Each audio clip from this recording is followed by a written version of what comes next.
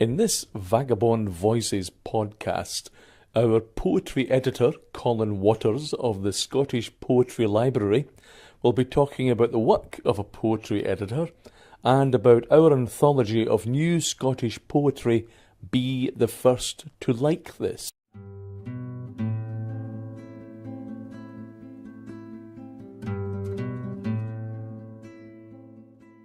I'm the communications manager at the Scottish Poetry Library, which involves a number of things, from dealing with the social media, to recording podcasts of my own, to doing our poetry reader newsletter, which comes out twice a year. So it's a real variety of jobs. I really enjoy it, actually. I enjoy the job itself, and I enjoy getting to work with poets.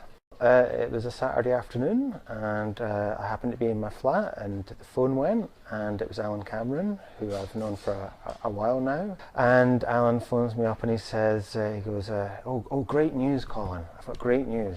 And I said, what's that? He goes, Vagabond Voices is starting to make money.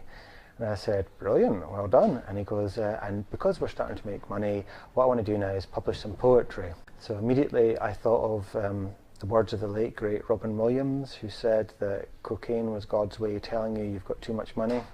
I think publishing poetry is God's way of telling publishers they've got too much money, but nevertheless, Alan was very enthusiastic, and his enthusiasm's contagious. So he asked if I wanted to be Vagabond Voices poetry editor, the editor in charge of their imprint, which is called Vagabond Poet. I said yes, and he said, did I have any ideas? And I had one right off the top of my head, which was to do an anthology collecting the best of young Scottish poets, or poets living in Scotland, or poets who were born in Scotland and moved elsewhere.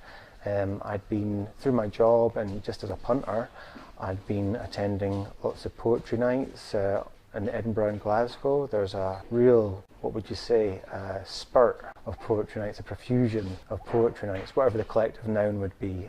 Places like Noiriki, Rally and Broad, Accelerator, Tricolor. And the thing that always amazed me, well, two things. One, it was a high standard of poetry, really interesting stuff. And secondly, they were always quite full. I mean, the fact that you could have alcohol and a chat with friends afterwards certainly didn't harm things, but you know, in an age in which we're constantly told poetry's dead, no one's interested, here was poetry nights, mainly, though not exclusively, being attended by people in their 20s and 30s and really enjoying the poetry aspect of it. So I thought there's a market for this, if nothing else. It was also, last year was the 20th anniversary of Dream State, Donny O'Rourke's landmark book, which collected together an earlier generation, the 90s generation of Scottish poets. And I thought it was well overdue that we had something that commemorated and looked forward to a new generation and what they're going to do in the future.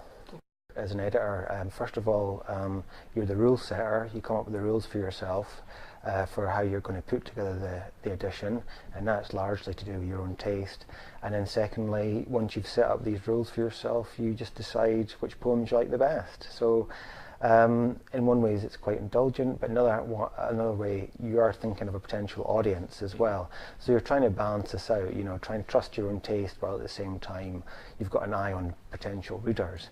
So the rules that I came up with for Be the First to Like This were, I thought, well, I wanted to represent what's going on in Scottish poetry now, but you know, this is a modern world we live in, and you know, what is a Scottish poet? You know, is it someone who was born here? Is it someone who moved here? You know, is it someone, if you were born here but moved away, are you still a Scottish poet? So I decided to take as generous a stance or definition as possible. I didn't want to exclude people because they couldn't trace their lineage back 15 generations. You know, if they hadn't fought at the Battle of Bannockburn, you know, they're still allowed into the collection. So basically, if you, like as I say, it contains poets who were born and have always lived here, such as Maguire or Nicky Melville. It's got poets who were born elsewhere, in fact from all around the world. In fact, I think about a third of the poets in the book, if I remember rightly, come from elsewhere. So they come from England, Ireland, Israel, America, Mexico in one instance. But they've all made Scotland their home, and in some ways I feel if their poetry isn't directly writing about Scotland, it's helping to take part in and clarify conversations which are going on in Scotland. So I felt that was justified. There's poets who were born here and moved away, like Ross Sutherland. So I did take a generous approach to it, but I still feel at the end of it that it's a really cohesive piece of work. You know, I really feel that if you read Be the First Like This, it really repudiates the idea that poetry exists in an ivory tower and doesn't have anything to say about what's going on in the contemporary world.